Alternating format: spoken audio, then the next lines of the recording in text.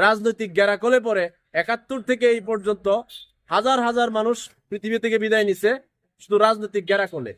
এখন পর্যন্ত যে কারণে লড়াই হয় 71 থেকে 24 পর্যন্ত যে কারণে লড়াই হয়েছে, লড়াইয়ের বিন্দু মাত্র সফলতা আসে নাই। এখন যদি ভবিষ্যতেও না আসে তাহলে মানুষের উপায়টা কি? মানুষ কি দেশে থাকবে না অন্য দেশে চলে যাবে? ফয়সালা আল্লাহর হাতে। এখন ডক্টর ইউনূসের সরকার, আসিফ নজরুলের সরকার, নাহিদ আসিফের সরকার এই যে ভ্যাটের সিদ্ধান্তটা নিল, এর চেয়ে চরম হটকারী সিদ্ধান্ত আর হতে পারে না। কাউকে জিজ্ঞেস করে নাই, মনে করে নাই IMF এর মায়েরে বাপ। IMF কইছে, সরকার মনে করছে জনগণের মায়েরে বাপ। এবার 100 পণ্যের উপর সেবার উপর ভ্যাট বাড়াই দিছে।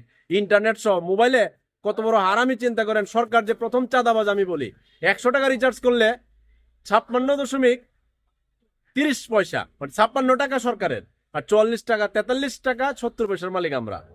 টাকা তো সরকার কামায়, মানে আমরা টাকা কামা